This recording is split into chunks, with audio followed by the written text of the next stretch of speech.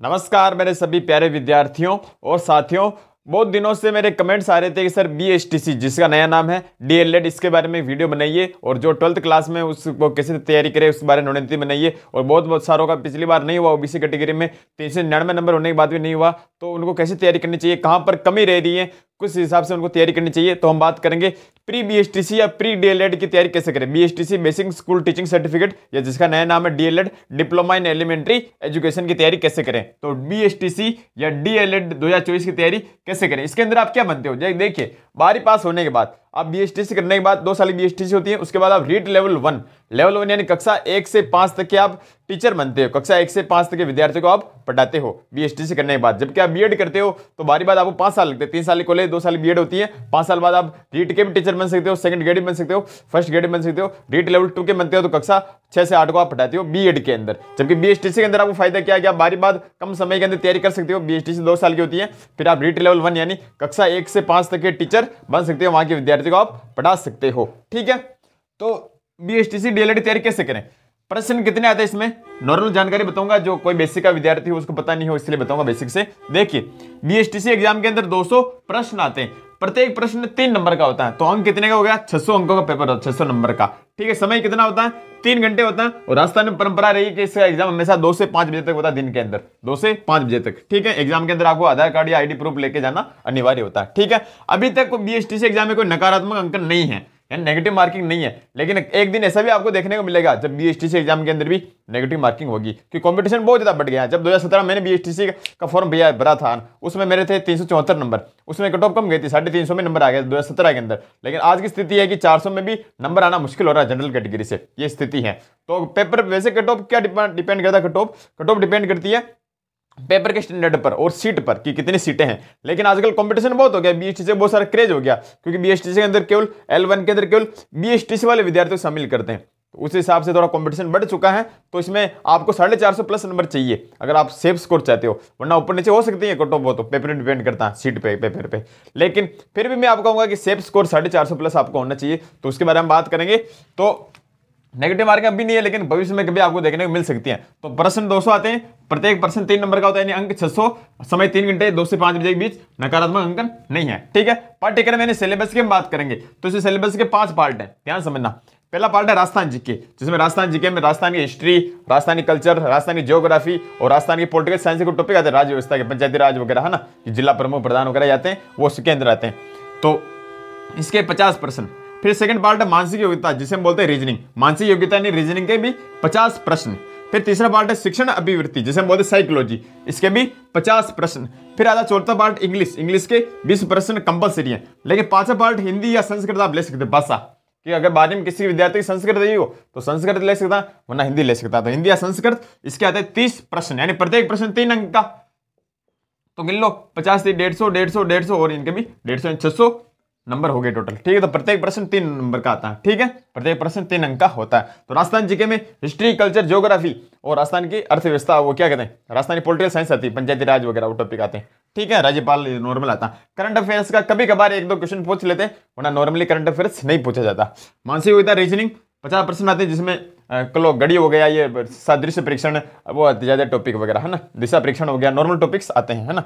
शिक्षण अभिवृत्ति साइकोलॉजी 50 प्रश्न। एक चीज आपको नोटिस करने की है कि पहले शिक्षण अभिवृत्ति के अंदर कोई प्रश्न आया था साइकोलॉजी संबंधित कि आप बच्चों को कैसे हैंडल करोगे, क्लास में आप कैसे बच्चों को पढ़ाओगे। तो उसमें अगर सही उत्तर था ज्यादा सही तो 3 नंबर मिलते थे, थोड़ा कम सही था 2 नंबर, फिर कम सही था 1 नंबर, और बिल्कुल गलत था तब 0 नंबर मिलता था। लेकिन वर्तमान में शिक्षण अभिवृत्ति साइकोलॉजी में नियम कर दिया गया है कि आपका सही उत्तर होगा तो आपको 3 नंबर दिए जाएंगे, और गलत उत्तर पर सीधा 0 नंबर दिया जाएगा। 2-1 का कोई सिस्टम नहीं रहा इसमें, सीधा सही उत्तर हो 3 नंबर वरना 0। यानी ये भी आपके लिए कंपटीशन वाली बात होगी, वरना पहले क्या अपन तुक्का मार देते तो 3 नहीं 2 या 1 नंबर ही जाता था, लेकिन अब ऐसा नहीं रहा। तो इस बात का भी आपको ध्यान रखना कि शिक्षण अभिवृत्ति में या तो 3 नंबर ही मिलेंगे या फिर 0 नंबर मिलेगा, वो वाला सिस्टम अब नहीं रहा। ठीक है, इंग्लिश 20 प्रश्न और हिंदी संस्कृत में 30 प्रश्न। अब देखिए आपको क्या करना चाहिए मेरे हिसाब से। देखिए राजस्थान जी के नीचे हम बात करते हैं कि तैयारी कैसे करें।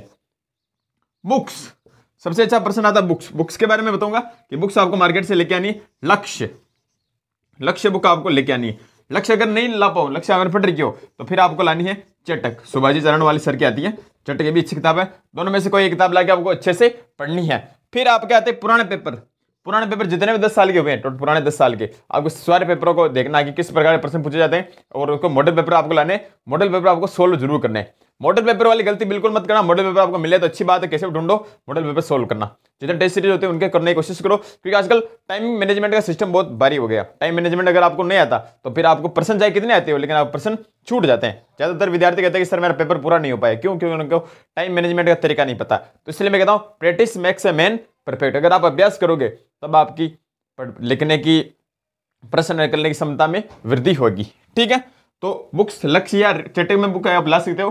ठीक है, और पुराने पेपर राजस्थान जी के नया पढ़ना, पुराना पढ़ना, तो राजस्थान जी के नया ही पढ़ना, पुराना नहीं पढ़ना। ठीक है, फिर आते हैं यूट्यूब पे क्लासेस देख सकते हो। बिल्कुल यूट्यूब पे क्लास आप देख सकते हो। जैसे मेरी क्लास की बात करूं, है ना, तो आप रीजनिंग मैंने करवा रखी, रीजनिंग आप क्लासेस मेरी एक बार देख सकते हो। हिंदी मैंने पूरी करवा रखी, हिंदी आप मेरी क्लासेस देख सकते हो, बहुत फायदा आपको मिलेगा। और अदर पार्ट से मैं बताऊं, अदर अपने अदर आइडिया से देखिए। जैसे लक्ष्य में आपको टॉपिक पढ़ रहे हो कि राजस्थान की पशुधन क्षमता, आपको समझ नहीं आया, आपने यूट्यूब पे किसी भी सर का वीडियो देख लिया, आपको दिमाग क्लियर होगा कि कैसे बताएं, तो यूट्यूब का ये फायदा अच्छा होता है। तीसरी चीज होती है कि ऑफलाइन या ऑनलाइन कोचिंग करें या नहीं करें।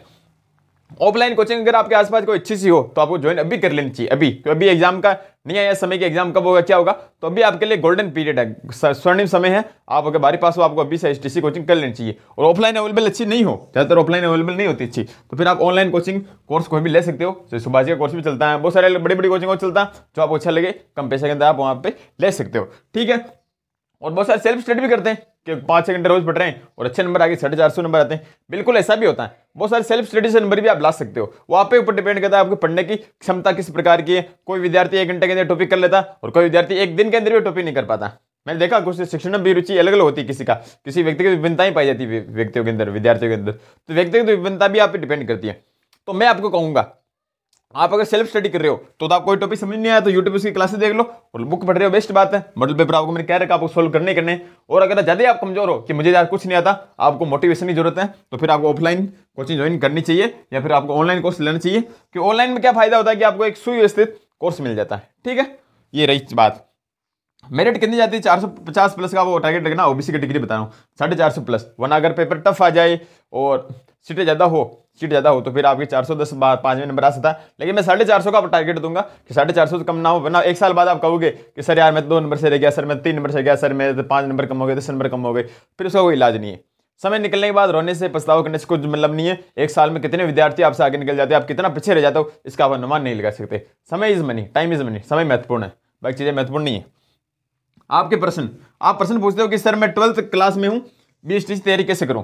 आप 12th में हो, मिनिमम एज का इसमें कोई रूल नहीं है। जैसे आप बारी पास हुई, एग्जाम खत्म होते 1 दिन का रेस्ट लेके बुक लाके पढ़ लेना और यूट्यूब पे क्लासेस देख लेना, ये सब मैंने तरीका बता रखा है। बाकी आपको बेसिक से पढ़ना है तो रीजनिंग मैंने करवा रखी, मानसिक योग्यता और हिंदी आप मेरी पढ़ लेना। ठीक है, बाकी यही रहेगा तरीका। बुक्स आपको जरूर पढ़नी है, मॉडल पेपर पुराने पेपर आपको जरूर देखने हैं और यूट्यूब पे क्लासेस आपको देखनी है। और यूट्यूब क्लासेस नहीं देखो तो ऑफलाइन या ऑनलाइन कोर्स कोई ज्वाइन कर लो, अच्छी कोचिंग का, अच्छे कोर्स का। ठीक है, और भी कोई आपकी समस्या आप कमेंट कर देना। ठीक है, धन्यवाद।